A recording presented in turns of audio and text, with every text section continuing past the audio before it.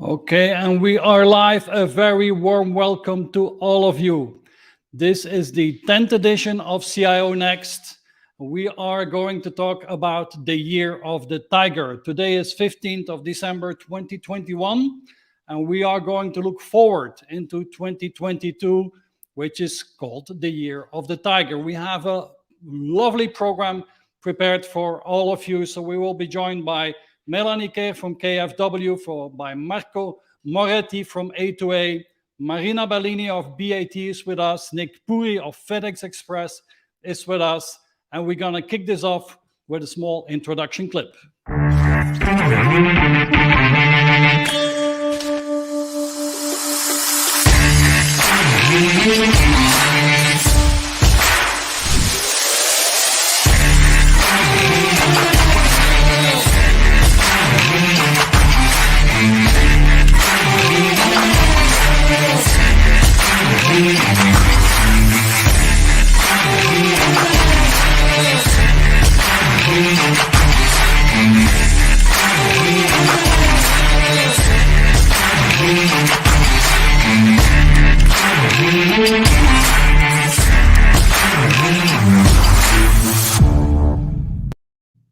And that is the start of this edition of CIONEXT. It's a pleasure and a privilege to welcome all of you. First of all, I have a couple of announcements, and first one is that this conference is sponsored by Google Cloud. So they have been sponsoring the three conferences that we have run around the European Digital Leader of the Year program. So thank you so much, Google Cloud, for that. A couple of things for your agenda. The 11th edition of CIONEXT is going to come up on the 19th of January in the afternoon. And there we're going to talk about the relationship between the CIO and the CFO and how they can join forces for automation. So put that in your agenda and register already today on CIONEXT.com/11. Another one for your agenda is CIO Fest that we will be running on the 15th of March. So also in the afternoon, and that is at the same time an international web conference and a local community event. So all the different CIONET countries will be joining in a big conference, which is local and global at the same time. And this one is for CIONET members only. And the title for that is the Data Economy. So we are going to look at both global perspectives, but we're going to marry that with local insights around data and the data economy. Another announcement is that we have, together with MIT CISR, supported this year the Harvey Nash CIO survey. And the result of that is the Digital Leadership Report of Harvey Nash for 2021. So if you go to link.cionet.com/DLR, download the report, link.cionet.com/DLR, then you can get your copy of that very interesting report and the insights in that. Another tip is don't forget to subscribe to our YouTube channel. If you go to CIONET.tv, you will find there our YouTube channel, and we have more than 60 leadership deep dive interviews that we've run. You find the recordings of web conferences, of CIONEXT conferences, and many, many more pieces of content on there. And all the people that we will be joining our panel here today, Marina, Nik, Marco, and Melanie, we have done long format leadership deep dive interviews with each of them. So you can go and learn more about them on CIONET TV. And then it's my pleasure to welcome Roger, my friend Roger Cameras, to this conference here today, because this is a program that is very, very close to my heart. Roger, for the last year or so, we've been, and you especially, have been working very, very hard on the CIONET cookbook that's going to come out very soon. Can you give us tell us a little bit more about the CIONET cookbook? Of course, Hendrik, I'm delighted to do that. And firstly, I'd really like to warmly acknowledge yourself in your continuing search for the DNA of the digital leaders, as mentioned through those particularly interesting CIONET deep dive interviews. And I was actually delighted earlier this year when Hendrik asked me to create a unique IT cookbook in 2021 that would reflect the characteristics of such leaders. He suggested that we use an interesting metaphor of a 5-star gourmet restaurant. In this metaphor, we see the restaurant as being the business that aims to super please its customers, essentially to be the best restaurant in town. The kitchen supporting that business is the IT organization that's going to serve the very best foods with the finest ingredients. And of course, all good kitchens need a master chef, and that is the digital leader who deploys a highly skilled team equipped with the latest methods and tools. So we really felt that this was a metaphor well worth exploring. And as it happened, it made a great deal of sense. So through our interviews with digital leaders across Europe, we were able to define the characteristics of at least 27 individuals, such as Krzysztof, who joins us today, and Melanie, who joins us today, in order to organize a set of recipes. And equally, we hope to include our other 3 guests, Marina, Marco, and Nik, in the 2022 edition of the cookbook. So this is an ongoing program, and the book, we believe, is highly accessible. It's arranged in 3 main sections that reflect, firstly, the best restaurant of the year, secondly, an outstanding kitchen, and thirdly, the master chef. And what we've done in each of those sections is to arrange 3 different chapters, each with 3 recipes. So it's a book which you can read cover to cover, or you can dive in and you can find the most interesting and most relevant individuals in the book. And I can assure you that there really is a star lineup here. The book will be available in printed form in January, and we will invite you now to pre-order your personal copies via the link below. It is free for all CIONEXT members in Europe, and for those who are not yet members, it will be €40. So please join up as soon as you can. So thank you very much, Hendrik, and we really do look forward to your feedback, your interest in this big project, which, as I say, will continue for years to come. Absolutely, Roger. And this is the start of a yearly tradition. So every year we want to bring out a CIONEXT cookbook full of recipes for digital success.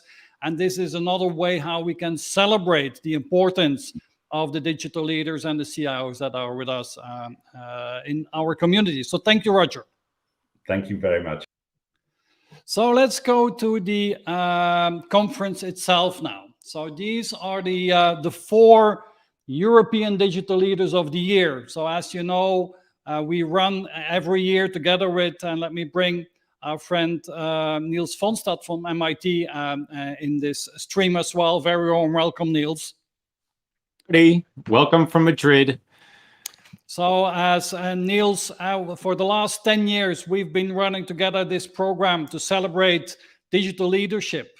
And in 2022, we have awarded Melanie Kehr as digital leader in finance, Marco Moretti in government, in public sector, Marina Bellini in B2C, and Nik Puri from FedEx in B2B. And they will all join us in a moment in the conference. But we have not only 4 winners, it's our pleasure today to announce the 5th winner. And that is the prize for the most inspirational European digital leader of the year. And so what we have done is, we have made long form, a deep dive interviews with all of the finalists. And then we have asked our members to vote for who they thought was the most inspirational one. And we have received no less than 1,675 votes for this. And the 3 people with the most number of votes were Krzysztof Dąbrowski, Felipe Teixeira, and Tomasz Motil. And so it's now our pleasure to introduce the winner of this, Nils, right? Absolutely. Absolutely. Do you wanna say the name and I can say a few words, or? Well, why don't you say a few words first, and we don't reveal the name yet, and I'll reveal the name by the video clip that we're gonna run. Okay, well, I am thrilled that this person won. Again, as with all the finalists, amazing examples of incredibly accomplished digital leaders.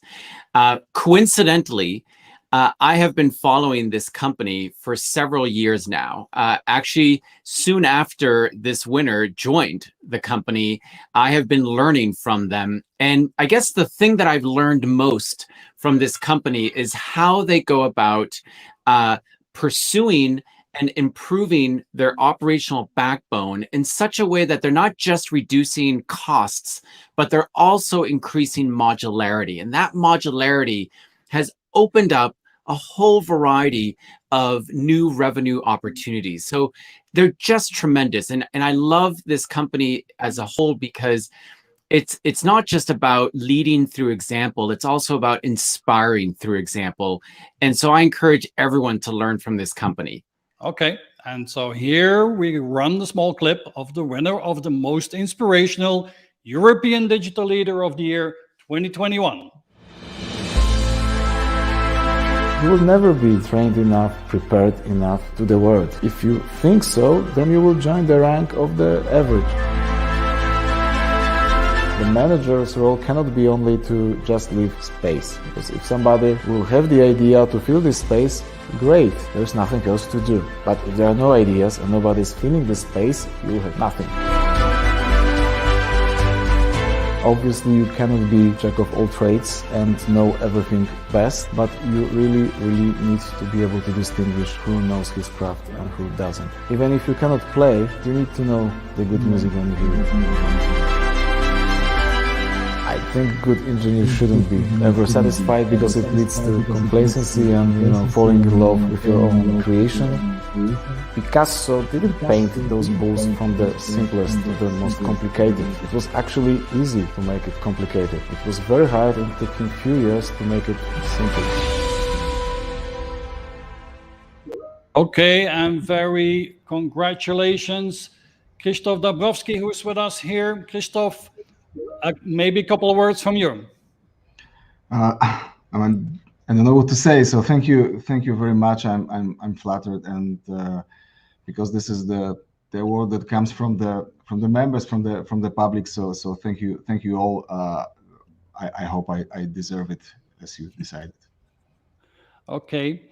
Now, Krzysztof, we're gonna add you to the panel, of course, and so what I'm gonna do is I'm going to add all of the panelists of today. So we have Marco, and we have Melanie, and we have Nik, and we have Marina, who are going to join in on the discussion today. And so with that, our panel for today is complete. In the panel discussion today, I want to talk about three things. So we have given every panelist three questions. And the question number one is, what's your most important business challenge for 2022? The second question that we're going to discuss is, what's happening with your budgets? I am assuming you all get much more money nowadays than before. And your capabilities in 2022, the year of the tiger. And then the last question that we will be discussing, well, what's the key question, the key hypothesis that you want to test and solve in 2022. But let's start with the most important business challenge for 2022. And I invite Krzysztof to start and tell us at mBank, next year, what's top of the agenda? What's the business challenge for the bank? Okay, I think it will be quite generic what I say, because the bank is very diverse and we have quite a lot of initiatives going on. But I will say something a bit maybe unusual. So our biggest challenge, at least in Poland, will be the high inflation. So we are actually going into the high inflation, I hope season, because season means it's gonna be reasonably quick. So I'm avoiding the word period because it could be much longer. And this is posing quite a bit of challenges for the economy as a whole. And it's also a bit of unknown where are we gonna end up because of this. So everything will be subject to this inflation.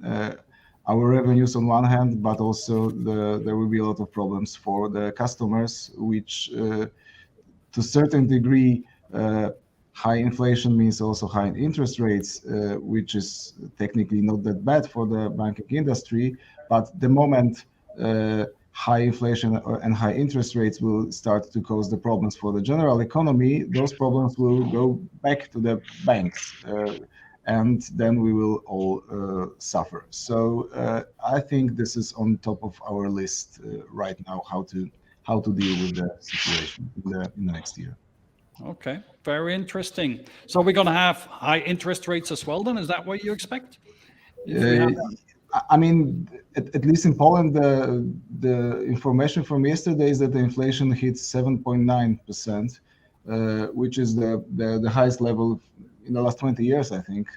And there is no way around. So our I would say the central bank is steadily raising the interest rates in order to at least maybe not squash the inflation, but at least cool things down, because it's always a subtle balance, and you cannot do it rapidly.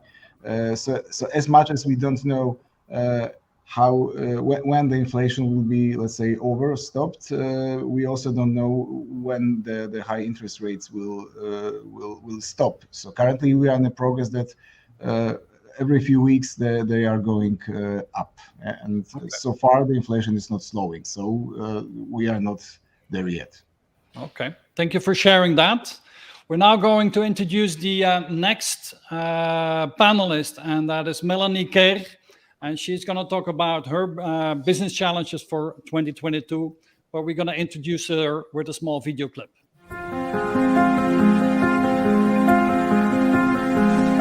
We need to define the future. We need to look at future technologies, and we need to push the change also through the whole bank. And that's what I need to do in my role, but also my team.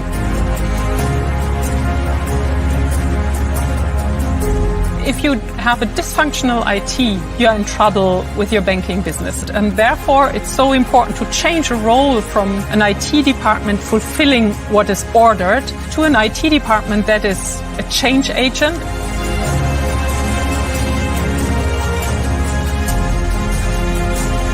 Love the problem, not the solution. People try to look at the solution but forget about the problem, and that we don't actually get the result that we need.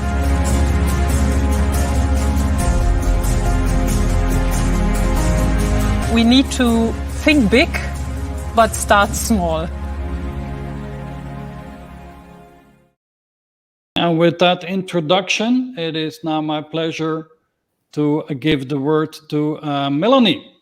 So Melanie, tell us, at KfW, I mean, you're the German investment bank, so to speak. What is the business challenge for 2022 in your organization? So thank you, Hendrik. The business challenge for us clearly is climate action. We have a role as promotional bank to support the transformation of the economic sectors and the financial market towards a greenhouse gas neutral future. And that's quite a big task.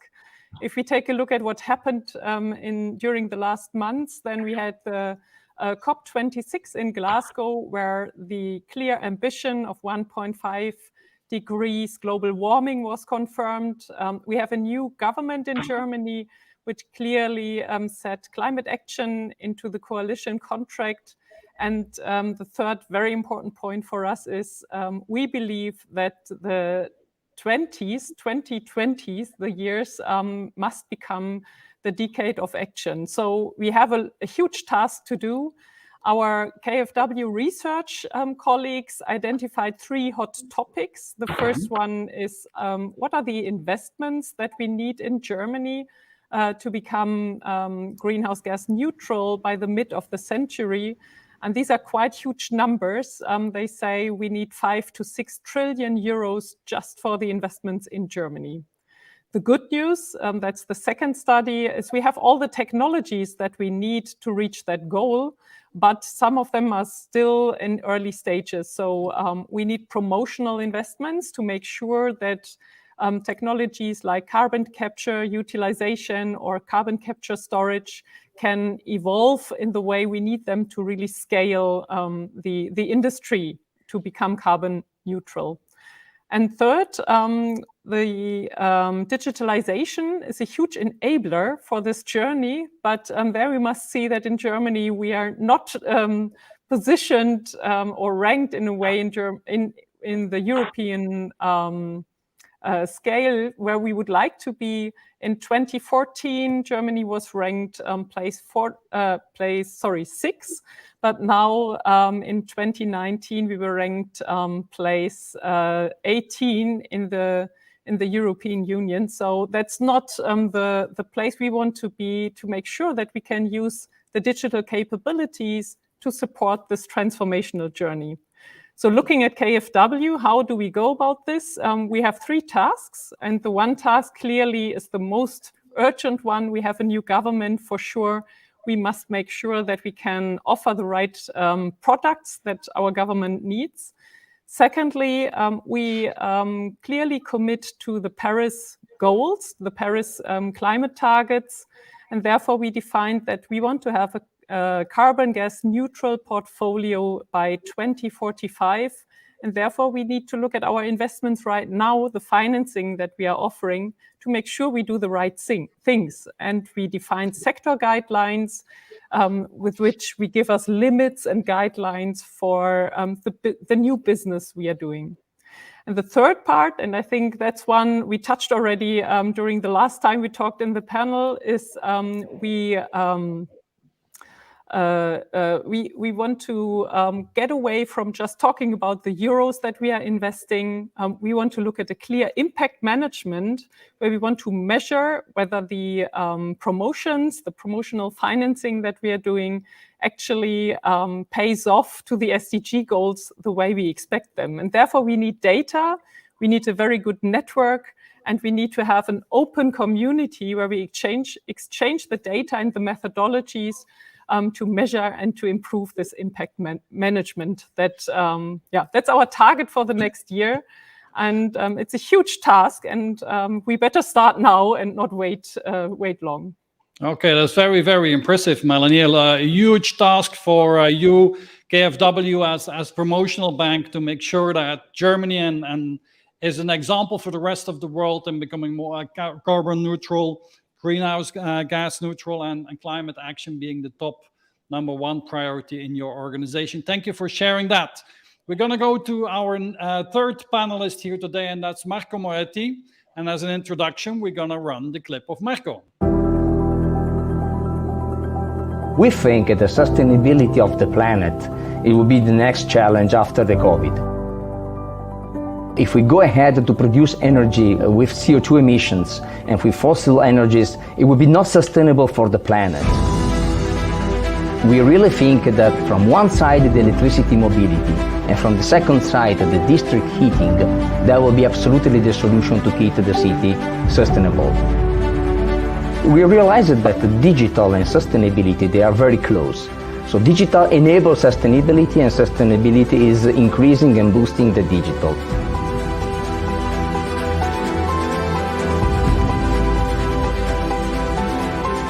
One of the most important things for the company to have a digital transformation is to be very open versus the market and create an ecosystem. And if the CIO will try to do the digital transformation alone, it will fail. The digital transformation is so complex that the only way to do that is that we have to work as a team. Just take the opportunity, be very curious, and you will have the open approach to understand how the digital is changing your area.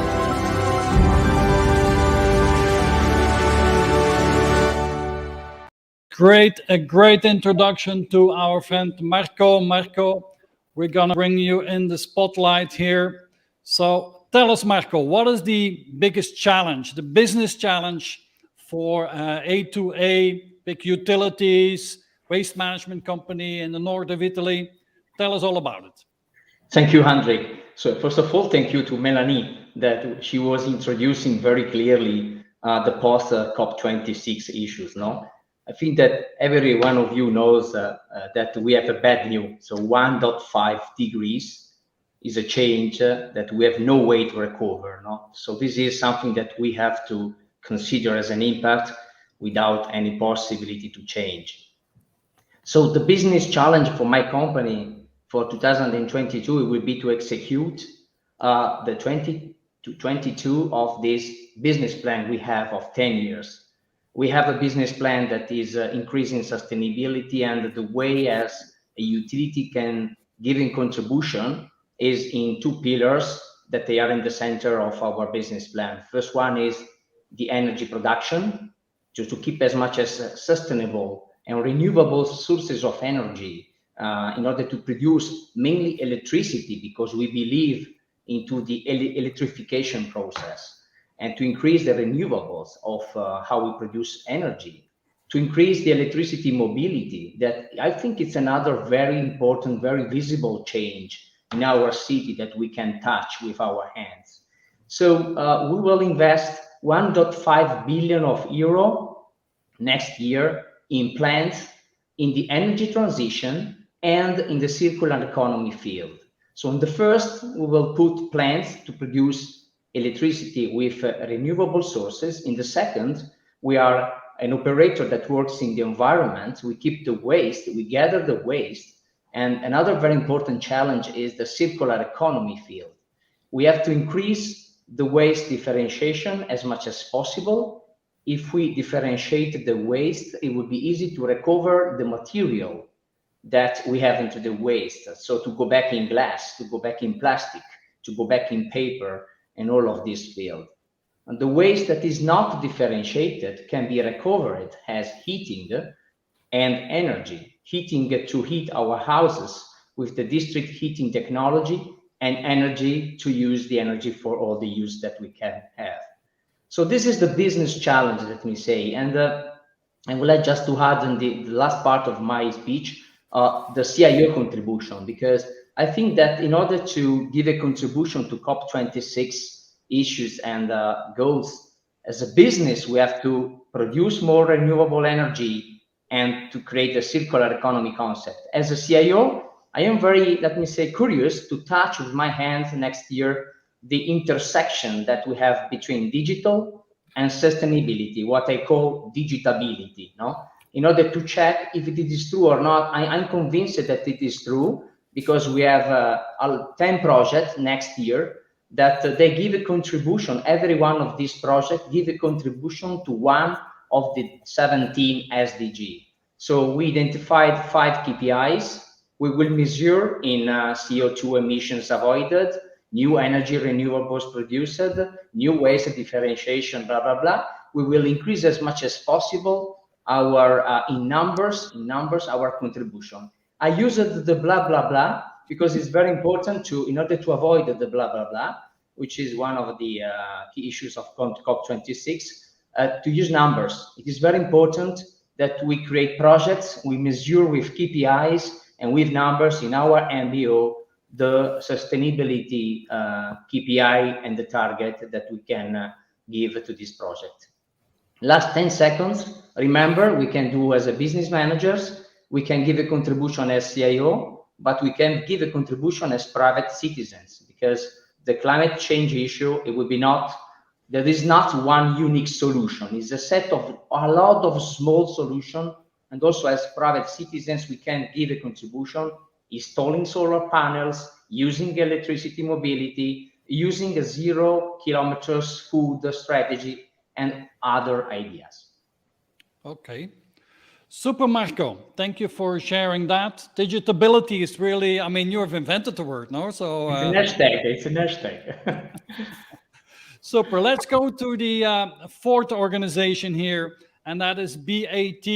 And let's run the clip of Marina Bellini.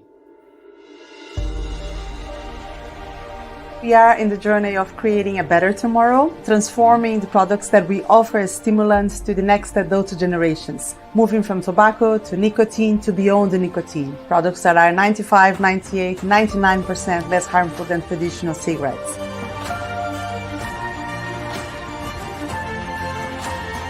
I don't love technology, I love what we can do with technology. Sometimes an old piece of technology can do wonders, sometimes a new piece of technology can do nothing, and I think that's what people have to have in mind. I get happy by seeing other people happy, and I think if everybody has this value of taking care of each other, we just make this world a better world.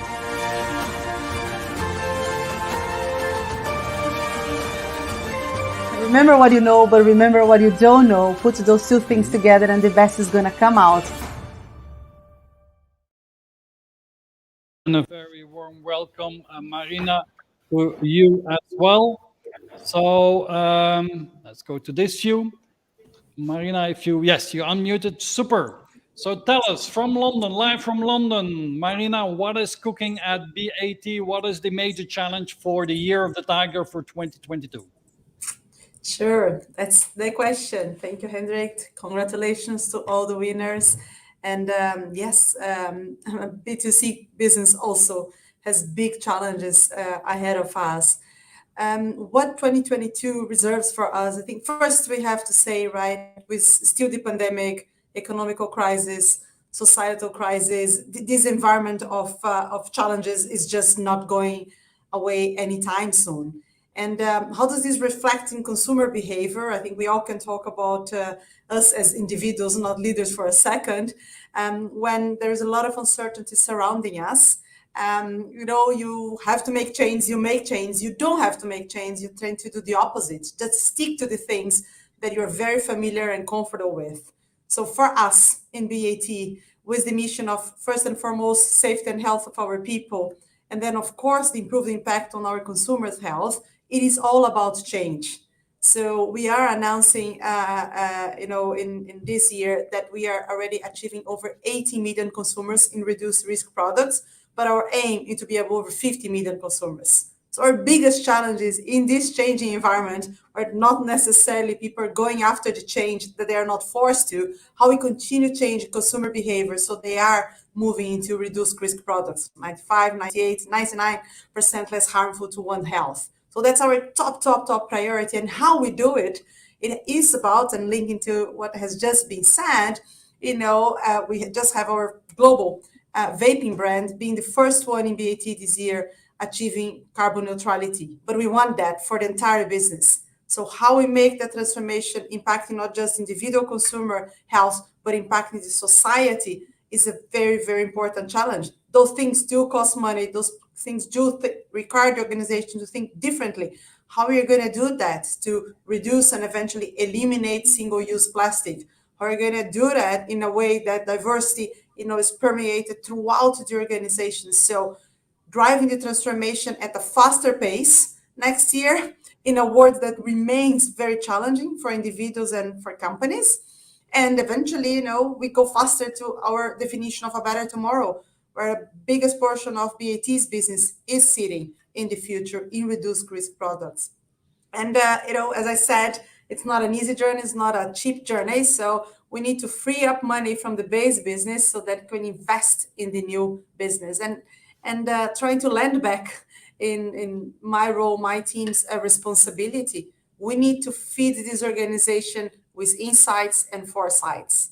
We said we went from having data to deliver information. Now we need to deliver insights and we need to deliver foresights. So decisions in the organization are taken in a much sharper way because we have to accelerate, because maybe the low-hanging fruits of those conversions are a little bit behind us. We already have markets where 50% of the business revenue and profit is in reduced risk products. And the higher the base is, the higher is to keep growing, right? So precision of insights and foresights in the hand of business leaders across over 180 markets, being able to better and better decide or better and better learn from whatever they decide that didn't deliver the outcome that was expected. So becoming a faster learning organization and becoming a very, very action-oriented driven by insights and foresights, not just experience, great experience, but the beauty of experience and data coming together should enable the acceleration of the transformation of this business next year.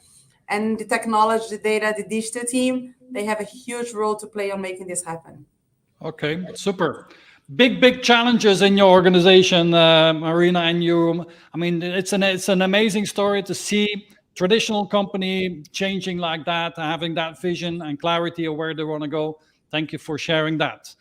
The next panelist that I want to introduce is Nik Puri of FedEx, and we're gonna run Nik's clip right now. In business, you have to keep in mind it's all about what the customer wants. It's not that I can build something faster, cheaper, quicker, and you roll it out every 20 days. Nobody's going to adopt it for you at that pace. The ability for us to make sure that we have a finger on the pulse of the customer and we are providing capabilities that are exceeding the expectation at a timeline that they are willing to adopt is very important.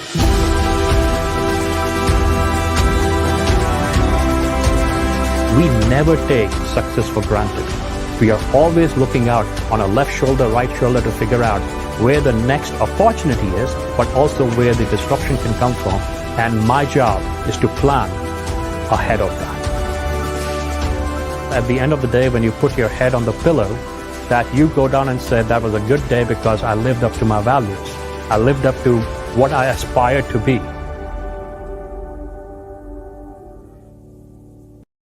And that was the intro clip for Nik. So Nik, a very warm welcome to you as well.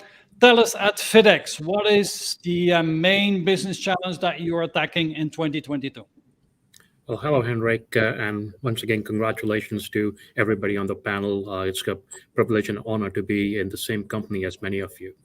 Hendrik, to your question, to answer your question, you have to look back a couple of years. When FedEx announced acquisition of a large Europe-based parcel delivery company called TNT. Next year is the year when we finish that physical integration of those two companies. While it may sound like it is an easy endeavor, we don't want to just integrate companies for the sake of integrating. We want to transform them in the process. Our objective next year is that when these companies are integrated, we are enabling the companies to operate on data. Many of you, when you ship your package, you put a label on the parcel, you put a label on the package. While we still need that label, what we want to accomplish is that every individual at FedEx who touches the package is now going to be making decisions based on data. Whether the package is being sorted in a sorter, whether a person is delivering it, whether the friendly FedEx individual who's knocking on the door and delivering the package, or in your warehouse, that decision of what they are doing, if they're turning left or right, is based on data. So we are going to be transforming the company to go from physical to completely digital in the next calendar year. We won't be stopping there. Because we have access to all this data, data becomes the fuel for future innovation for us. It's no longer the exhaust of our processes. We want to give this data to our customers so they can optimize their supply chain. We know where the parcel is. We know when it is going to be delivered. We know what's going to happen with all the transactions that are going on. I was on a call with a large automotive manufacturer in Germany, and we want to provide that sort of visibility to many of our large customers so they can further optimize their business because of the partnership and the faith and the trust that they have put in FedEx. So next year is when physical meets digital, the sensor-based logistics become real for us, and we are able to empower our customer base to make their relationship with the FedEx tighter and driven by data. Okay, super. Nik, thank you very much for sharing this. And let's go to the panel discussion, to the group here. Nik, or Nils, what I learned from the introductions is that inflation, climate action, digitability, the circular economy, data, changing the company, changing consumer behavior, going 100% digital, a lot of challenges, very big challenges, I would say, for the companies around the table here, right? Absolutely. A lot of challenges, a lot of uncertainty. You know, what does it mean to actually use digital to enhance sustainability objectives? What does it mean to help other customers with their supply chain issues? I mean, so much uncertainty. But what I also hear from all of these finalists and the panelists here is that they are being disciplined about how they learn from data. They are using their investments and their digital innovation initiatives to generate insights that they can then share amongst themselves, amongst everyone in their organization, and with customers, so that they all learn from their actions. And I think that is the way through this uncertainty, and that's how they're going to be able to really create much more value in the next year as they tackle these significant issues. Okay. And what I am then wondering is, you guys have all so huge challenges, so many different changes that need to be made. So what's happening with the budgets? So I'm imagining you get much more money to solve these big problems. It's an open discussion now, so please chip in whenever you feel like. So what's happening with the budgets in your organizations? Maybe I can start first. Sure. We are certainly not shrinking, because I started with the inflation, so I have to be consequent. So the high inflation also means that even if we don't want to, if we want to stay on the same level, our cost will go up. Period. Yeah. So from this perspective, our budgets will be larger. Now there is a race with the inflation, so the question is, will they be larger in the nominal terms, or will they be really actually larger? So you have to ask me this question in a year from now. Then I will tell you if my budgets are really larger. I can say that in a nominal way we will spend more. We are using we hopefully are using this time wisely to finish some of the important initiatives, and we just kicked off the new strategy, which is quite ambitious. So it would be a bit backwards to just announce ambitious strategy and then to cut down the funding for it. So we are of course not doing this. And does that also mean, Krzysztof, that your capabilities and your teams are going to grow, or you have more hands, or you're going to automate more? How do you look at that? I think when it comes to the teams, I think this is a bit of a global issue these days, that there's hardly enough people on the market. So defensively, I would say I will be happy if I can keep the level that is, that is in my current, let's say, at my current disposal. Maybe slightly grow, but it is a challenge for everybody. There is I think even in Europe it's worse than in the States. So the overall rotation level in IT industry is much higher than it used to be. So significant amount of work goes not to grow, it goes to replace, actually. Okay. Who wants to follow up on that? Hendrik, I'll take a stab at it, if okay. Very much like Krzysztof said, FedEx is really growing during this pandemic, especially with the B2C. Many of us sit at home, shop from our couches, so we are seeing an explosion of B2C. What I do want to point out is where we invest the budget is changing. Because we have finished majority of our IT modernization, infrastructure modernization journey, over the last 4 years, if I were to plot my budget, and yes, the budget goes up a little bit every year, the mix between run the business and change the business is shifting more towards application development, innovation, transformation, digital, RPA, DSML, those sort of areas and capabilities. So our capability mix is less so on infrastructure, which is more cloud driven, which is more private or public cloud mix.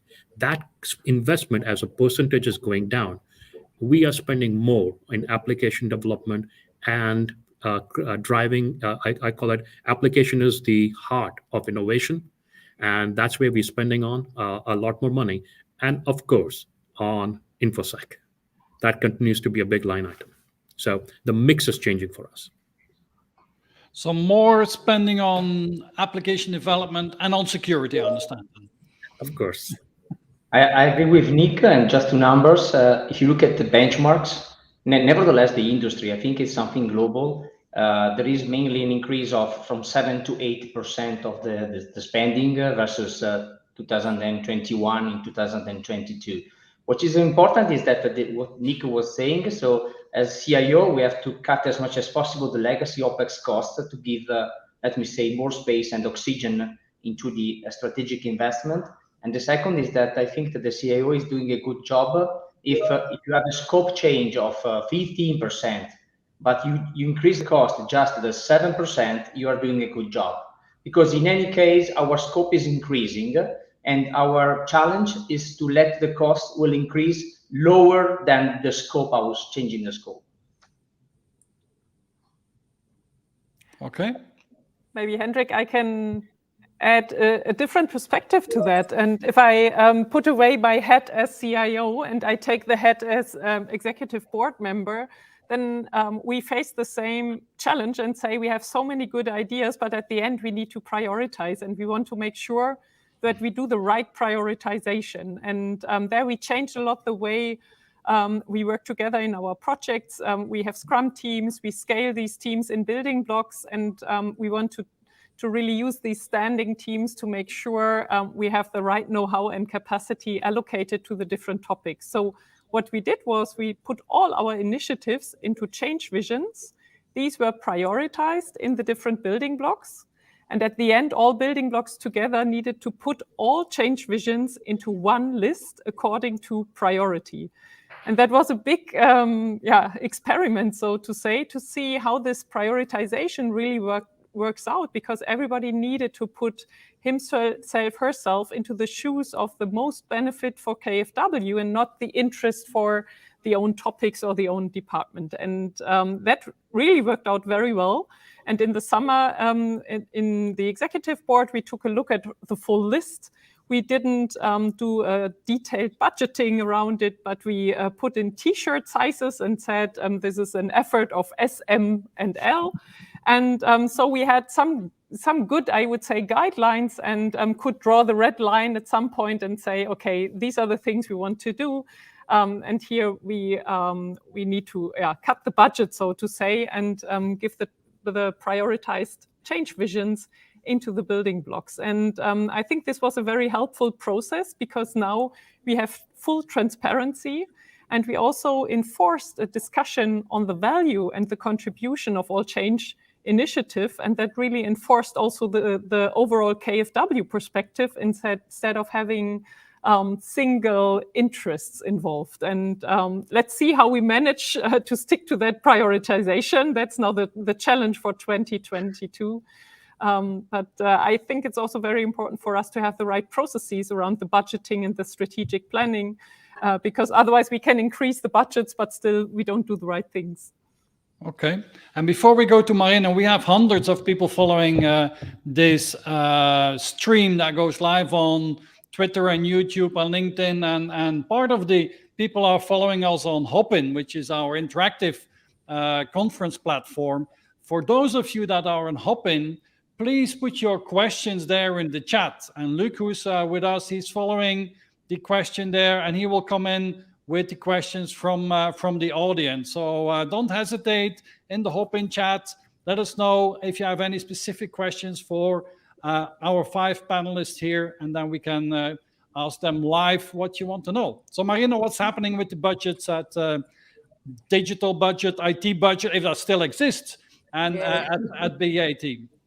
Yeah, it's all of the above and nothing. I think you and I discussed this before, right? It's less and less about the IT budget and the business budget. And in the business budget of different functions, what goes to traditional investment versus digital and data investments. But, answering black and white the questions, we are slightly increasing.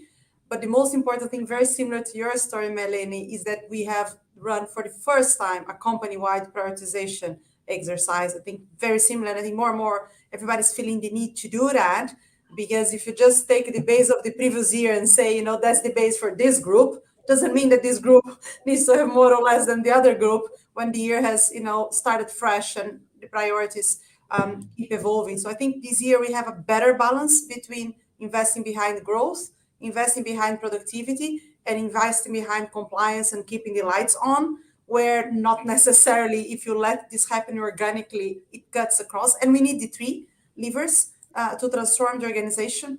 Also, we create a visibility. What is investing in an existing global platform, and what is creating a new global platform, and what almost should be zero, that I'm doing something that's not a platform, that cannot be reused by anybody else, or is going to cost a lot before it's reused. So the golden rule that we created in our budget, we call copy 5 times, create 1 time. There's good stuff across the organization that is in 1, 2, 3 markets, but not in 20, 40, 60. And, you know, more of that needs to be something that excites people, that it's great technology, great data is out there and can be copied for the next use case, for the next country. And we want people to feel excited by copying something, because usually, you know, this is incremental cost. It's not a completely new cost, marginal cost. This helps the organization. So also a cultural transformation, not only into looking to our budgets across functions and geographies and thinking less in silos, but also this cultural shift of, you know, love as much or even more when you can copy something than when you create something new. And for that, to capabilities, you need a little bit of different capabilities in the organization, right? A better balance between invention and scaling up. And I think it's a year for us that we want to see more scale up than we had before in BAT. And yeah, we still need to create several things to complete the transformation, but it will be 5x versus 1x. Okay, we're running a poll on the budget expectations on the Hopin platform at the moment as well. So Nils, what's your takeaway of these the budget and capabilities question here? Hey, I love what I'm hearing, and this is what makes me just always look forward to this event, because again, these truly are leaders. These panelists are truly leaders. Every company that I study, and it's hundreds every year, they are all struggling with this resource allocation challenge, right? Because of digital, it's easier than ever before to come up with really promising ideas of what to do with digital. So we can come up with 20 amazing ideas of how to make the most of data, right? And how to create value from data. Yet we've got 3 data scientists, right? So how do we ensure that those 3 data scientists go to the 3 most valuable, not the most expensive initiative, but the most valuable? And we've just heard from everyone here critical pieces of that, right? We need to be generating consistent data across the entire organization. This isn't a great idea just for one unit. This is important for the entire organization, right? And we've just heard from all of them about how they're starting to develop this holistic view of all their investments and linking those investments to value, right? And starting to get into this exercise that isn't just for IT, but for the entire C-suite of how are we going to prioritize this based on value? Well, that begs the question, what is value for us? How do we measure it, right? And Marco highlighted some KPIs and linking initiatives to specific KPIs. Again, there's so many key ingredients to what we've just heard that I'm thrilled because I know everyone is struggling with this, but we've got here panelists that are making significant progress compared to a lot of the companies I study. Okay, but also interesting, I think, is that it's apparently a collaborative process. So where everybody can have a say in the decision where on the priorities. It's not only a top-down CEO, executive committee that decides, well, this is where we're going to spend money. I think that's very interesting. And I would underscore, actually, it's more, in addition to collaborative, this is about shared accountability. This can't be just on IT or digital to realize value from what they deliver. This is the entire C-suite's responsibility. And so in order to share accountability and make sure the entire business is behind not just getting a great new app, but actually realizing value from it, that requires getting everyone on board and holding them accountable with KPIs. So yes, it's collaboration, but it's also shared accountability. Okay. I see there's some questions coming in. Luke, if you have, if you want to bring that into the discussion, please be our guest. What I suggest is that we go to the next question. And that is where we're going to see, well, as a digital leader, as a CIO, what is the what's the key question? What's the key hypothesis that you want to test? So what is your focus going to be, you as a CIO, in the year of the tiger, in the new year? Who wants to take this away? I'll start, Hendrik. In IT, we have 3 pillars of our strategy. One is environment shaping, which tends to be infrastructure. Second is demand shaping, which is about prioritization of value-based prioritization. What are we going to work on as a collective organization? So well said, Nils, over there. The third one is called talent shaping. And talent shaping traditionally has been about what are the roles you want to keep in your organization, what you want to outsource, how are you going to attract the best talent, the best architects, how are you going to grow the company using talent.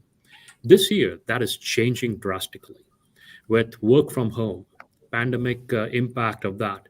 Where do you get talent from is something that we are really experimenting with. The second part of it is there are longer term trends that we are observing, keeping an eye on. If you look at Spain, there is a 4-day test going on. Iceland did one, Japan did one, UAE just announced 4.5-day work week. What does that do to company productivity? How do you run a 24/7 operations and provide support to customers in 220 countries? What are the implications of these trends that are taking place are the things that we are struggling with. And the final thing I will talk to you about is it is becoming very clear that what was true for us, we viewed it as truism till about a year ago, which IT and business have to sit together, and that's how agile and safe works. We have proven that we can do that in a different environment through Zoom. How do you scale that on a global basis when your teams are not spread aside and become a real true global team and not just a team of teams? Those are the things that we are looking at from a talent shaping point of view. And those are the things that really we don't have an answer for, but are looking for an answer to solve for in the next few months. So if you have to pick, because you presented us with a range of things you want to test out. If there's one thing that you want to test that you don't know now and you want to know by next year this time, is it if the 4-day work week is going to work in FedEx? Is that if you have to select one, what's the key hypothesis that you would like to know next time by this year? Yeah, I would love to know the answer to that. Is what does that do to productivity and expectation from our prospective employees? Yeah, that would be very cool to know.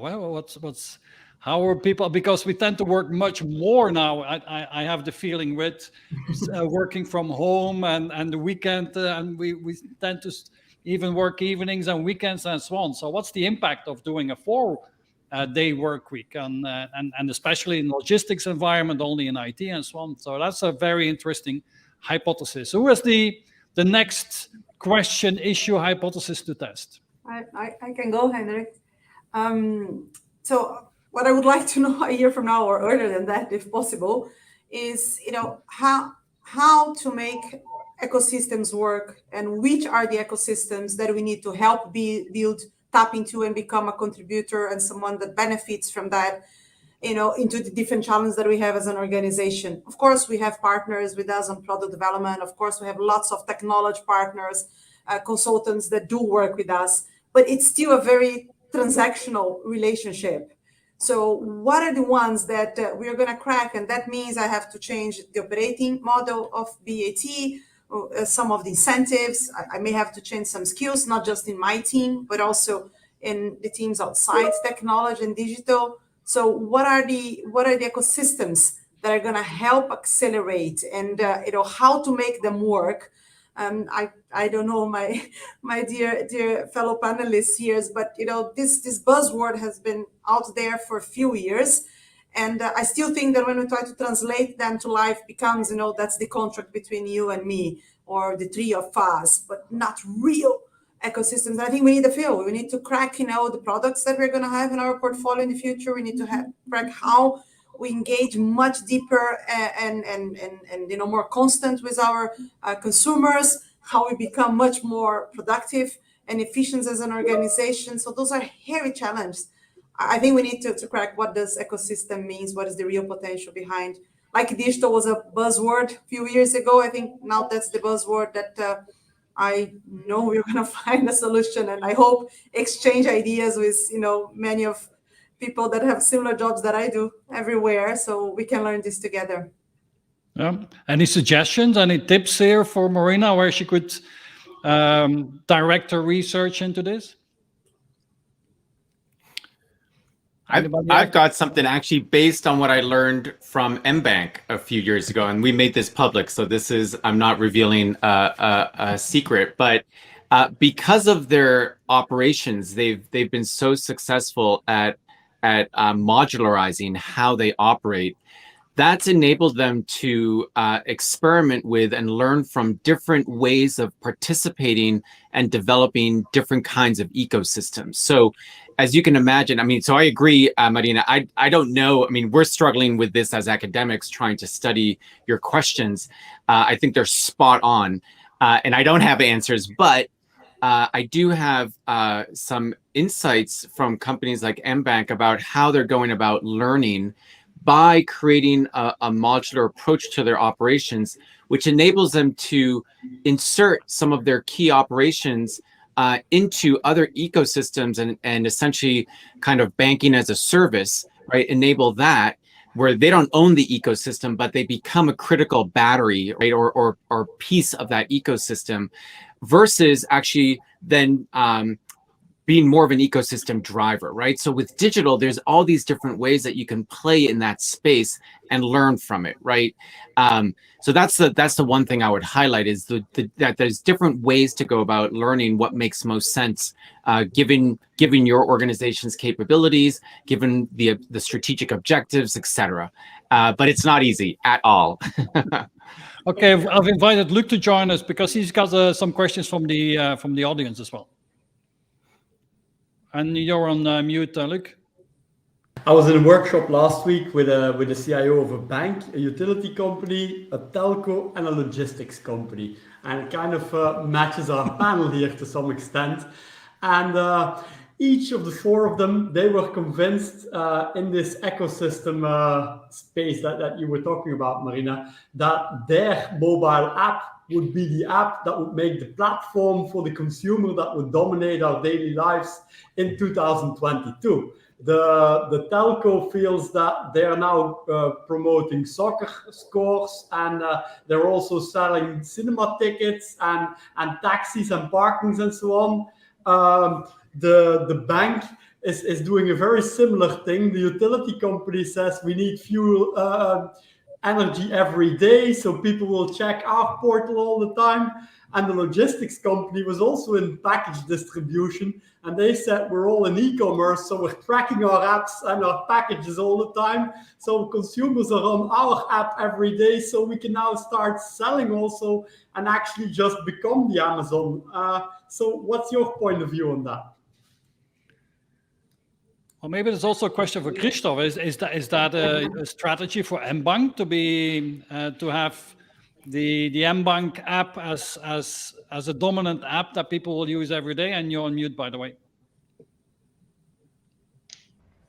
I think it's. I think everything requires a bit of a modesty, and I actually don't think that any European bank app will be this platform for everything. Yeah, I mean, anybody can just go to the App Store, see what are the current charts of the popular apps, and if you are not in the top 10 popular apps in your country, I mean, forget about being the platform for everything else.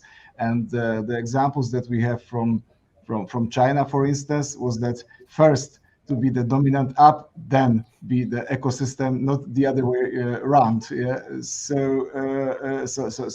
I think the what we are looking for maybe is to become a kind of a smaller ecosystem, but it's also I think the problem with ecosystem is either your product is a bit commoditized, and then there are many players like you, and then somebody creates something that lets the customer freely choose from. And I think from the utility perspective, that the regulation in Poland, at least, it created a market when you can switch your seller of the energy without reattaching the cables.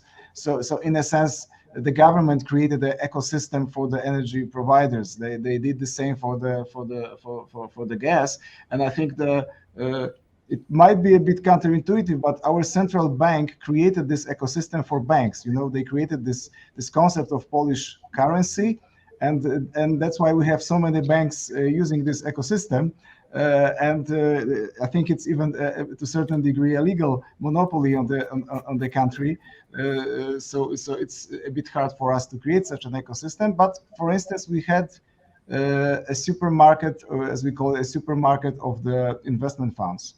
So from this perspective, we still have an open platform when practically any investment fund can sell through our platform, and you could consider it as a kind of ecosystem without the ambitions of being national or global, but it's at least an ecosystem for our customers and for those providers that would like to work with us. And it's not like Marina said, one-to-one contract. It's like one-to-many. Yeah? From this perspective, we have many providers.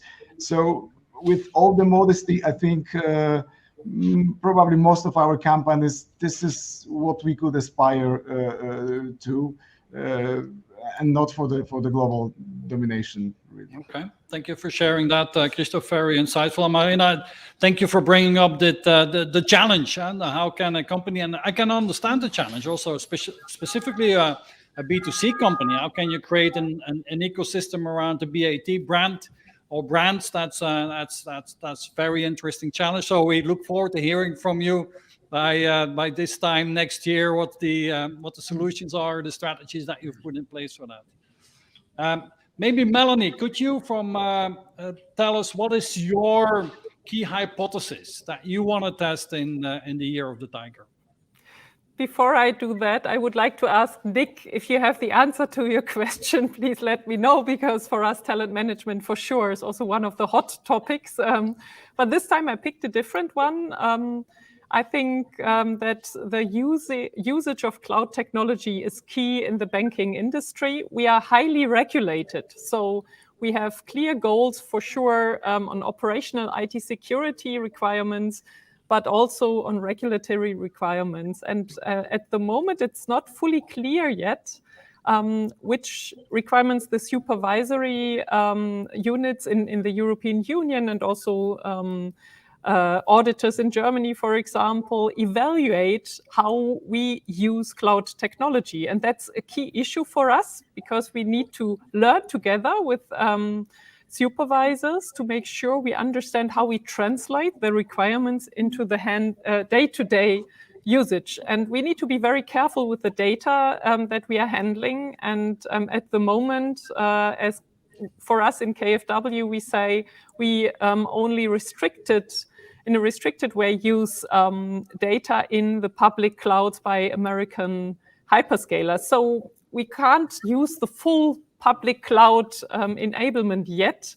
But we see very good movements. We are working together in roundtables with other banks in Germany and also with the auditors and the BaFin, for example, to understand how all of us together can learn together and make sure we know how we can be regulatory compliant and we can use the benefit of this new technology. Because as I mentioned, we have huge tasks to fulfill, and for sure it won't be possible to reach those goals when we don't use every chance we have, and cloud for sure is a real enabler for us.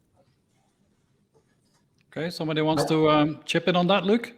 Are you expecting solutions from technical solutions like confidential computing and crypto at the processor level, so you can keep your data really away from the hyperscaler, even though it's physically with them? Or are you more expecting a solution from a European cloud or a hyperscale on European soil?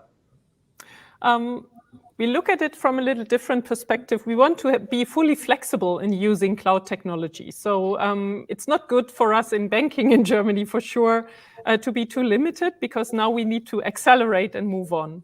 And therefore, we work together in these work groups with other banks to make suggestions and proposals for BaFin and Bundesbank, for example. And we are in a very close dialogue all together to translate the EMA risk and KWG, these are the regulatory requirements in Germany, from the old world into the new one. So I think it's also our job to make suggestions and to do proposals, but at the end, we have to get some answers as well. But this is a learning journey for all of us. So I think the good news is we are walking this path.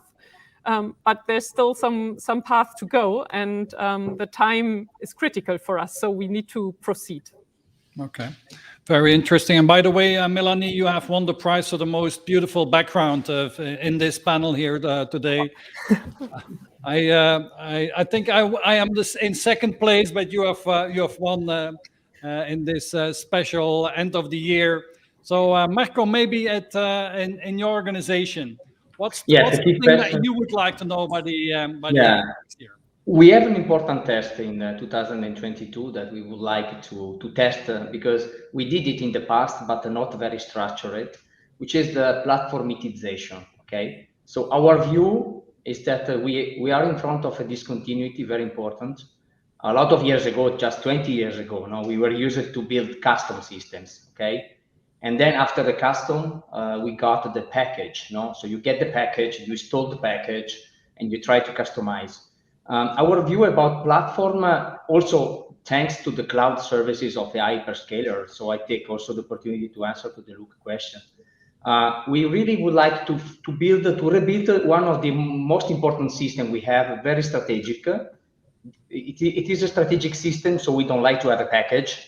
Because if you get a package in a system which is strategic, you will have no differentiation versus the competitors. Okay, so we'll try to rebuild this system using these small pieces of services. Okay, using the platform. So it would be very, very important challenge. It's an hypothesis. It's a test. It's a question mark that I have. I don't know if we will be able to build very, very really to reuse these small pieces of software.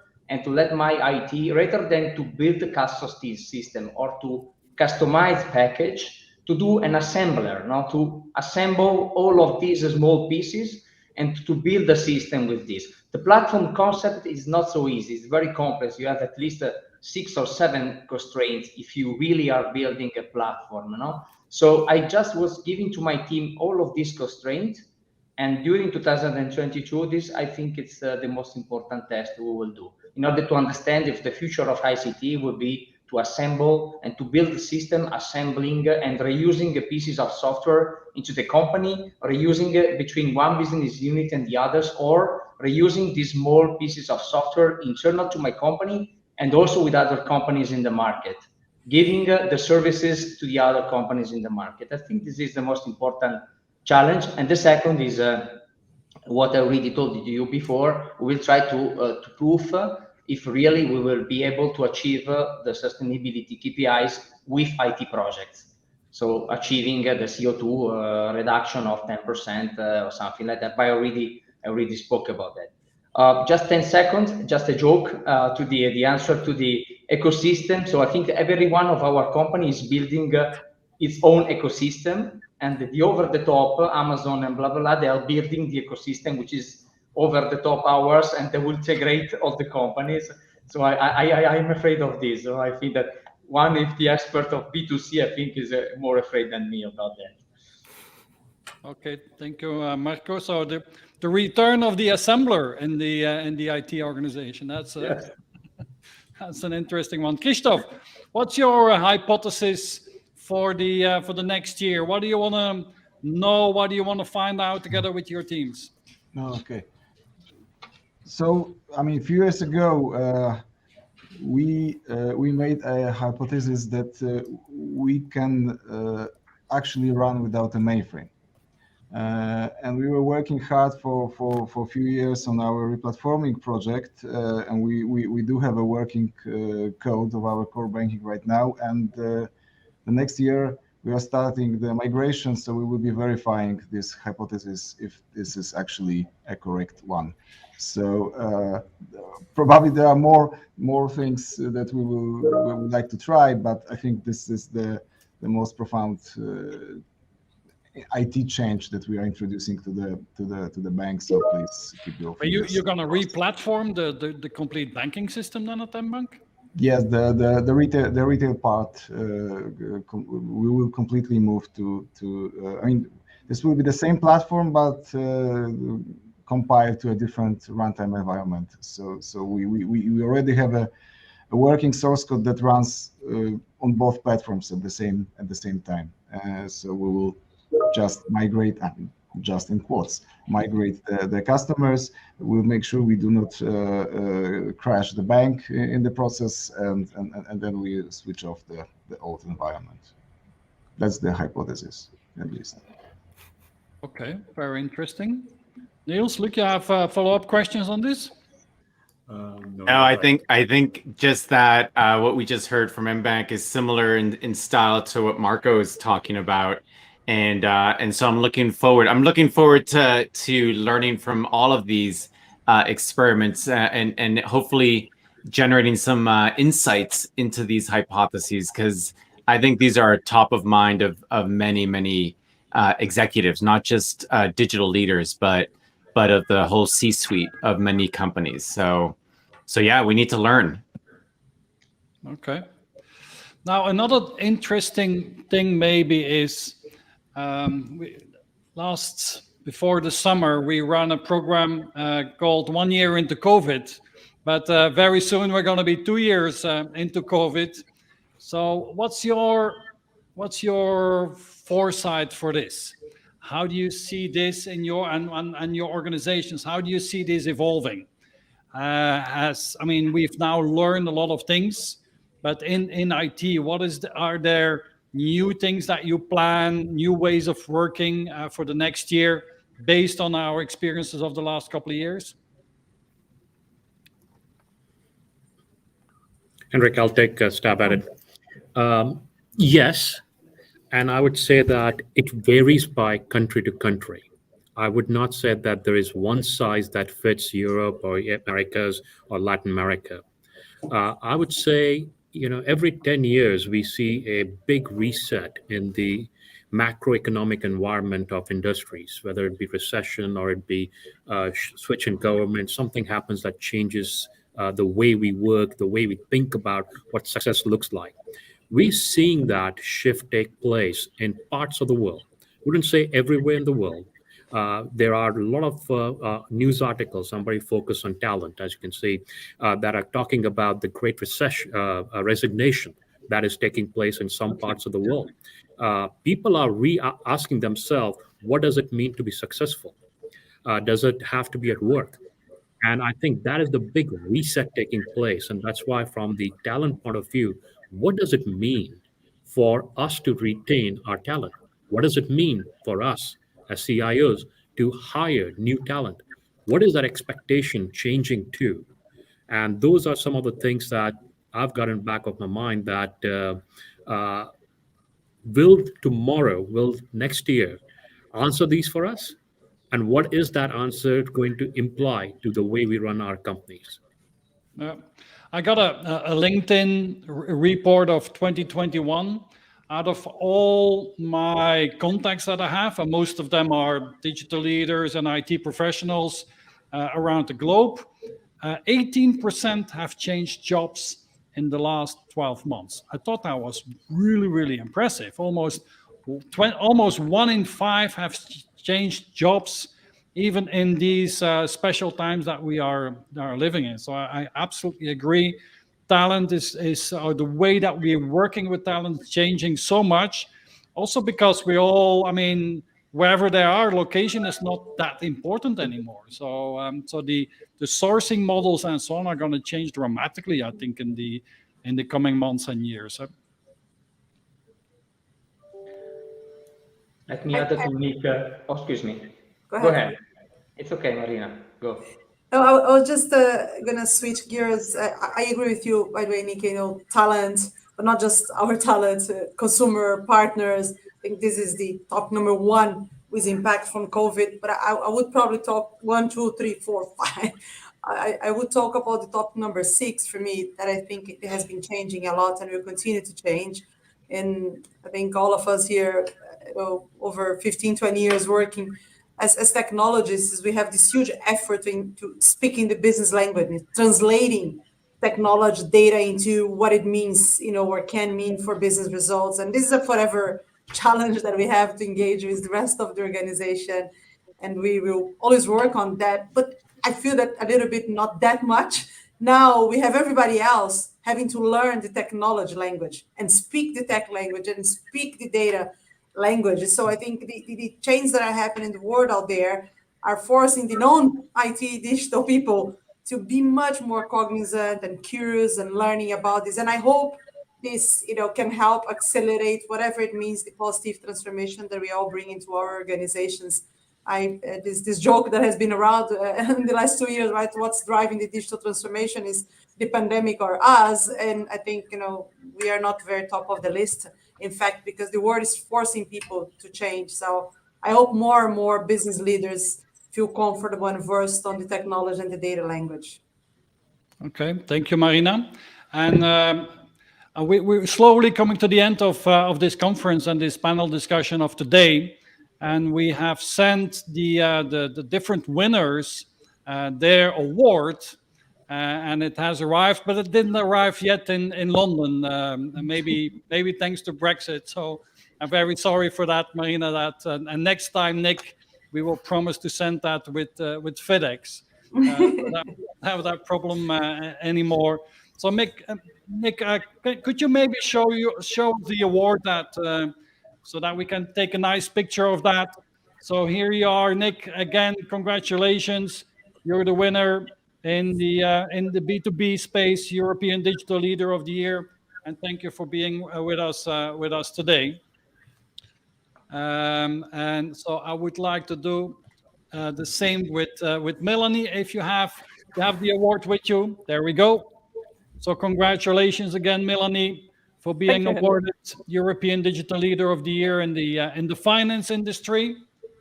Thank you so much. And we will do the same with Marco from Milano. Marco, congratulations. In the public sector, you are the European Digital Leader of the Year for 2021. And Krzysztof, again, thank you so much. And you have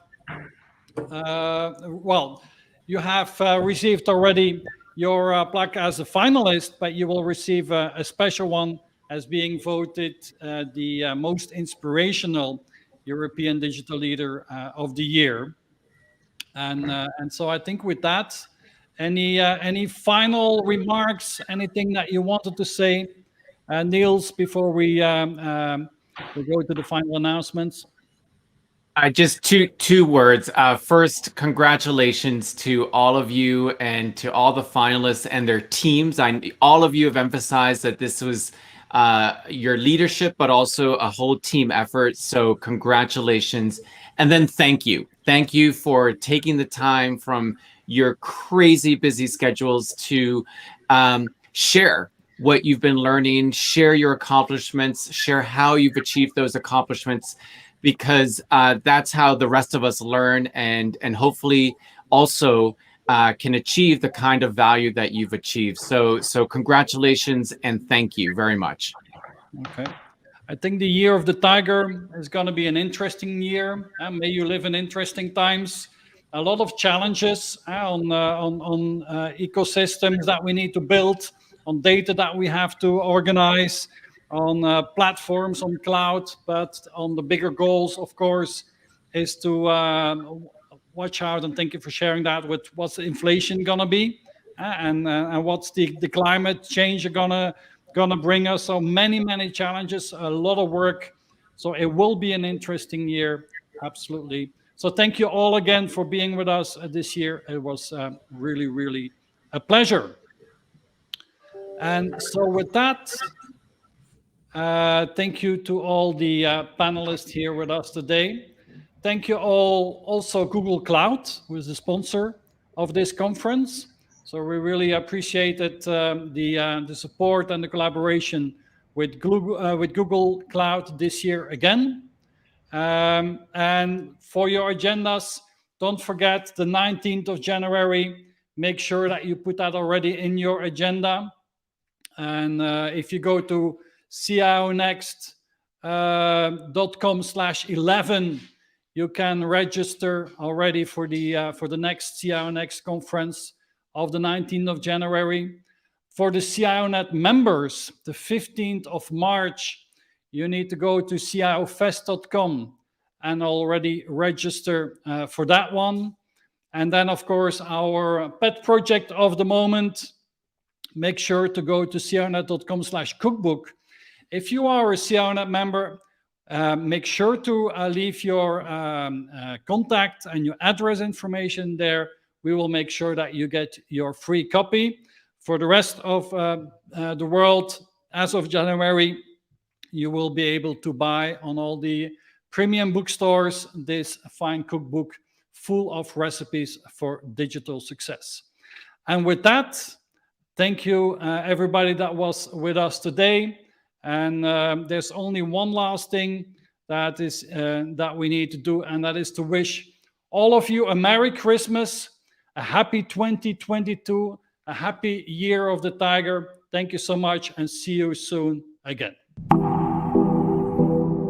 For the last 15 years, I've been on a quest to discover the DNA of the most successful digital leaders in the world.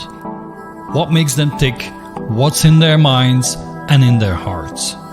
We are sharing deep insights from our world-class CIOs so that you get inspired, can learn and reach your full potential as a digital leader. If you are an ambitious technology executive, then I invite you to join CIONET. Join our community so that you too can realize your ambition.